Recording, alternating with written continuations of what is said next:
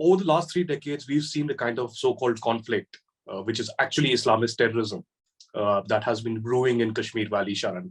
You've seen news reports, you've seen the gory images of terrorists killing innocent Kashmiris, of terrorists attacking security forces time and again, and these terrorists backed by Pakistan, creating a havoc, all across these 3 decades.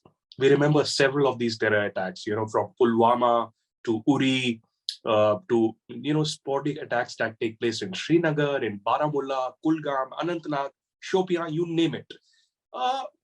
What we have seen, specifically because you asked me about Kashmiri Pandits, is that beginning 1989, we saw targeted assassination of Kashmiri Pandits, prominent Kashmiri Pandit leaders, prominent writers, literature, experts, scholars, even judges.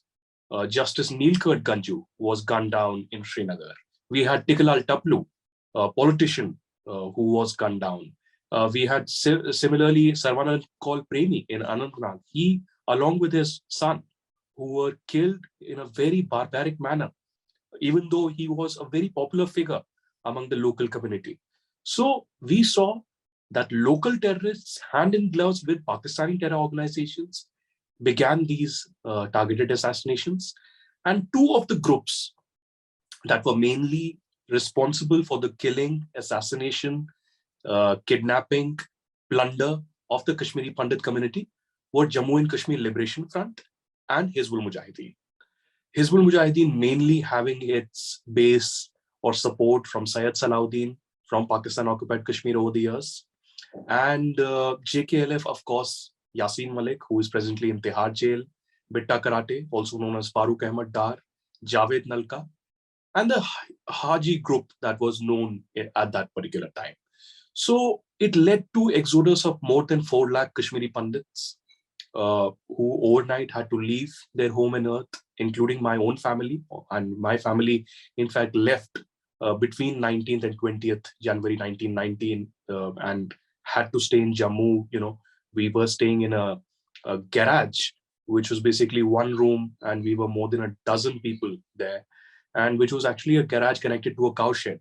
And that's where, we spent initial weeks or months after the exodus began. So what you asked me is a very long question, a very vast question. A lot has changed in Kashmir. Recently, post the abrogation of Article 370 in 2019, a lot has changed as well. But there needs to be a consistent approach where we target terrorism, where we target separatism, and we also counter radicalization at the grassroots level. Right. If we don't do that in a consistent manner, then I'm afraid this is a vicious circle of gory death, barbaric killings, and a bloody terrorism that we've seen over the 3 decades in Kashmir. Please remember to subscribe to us and switch on the notifications for this channel. For our other social media links, more content, and to support our work, please visit citti.net. Dhanyavad. Namaskar.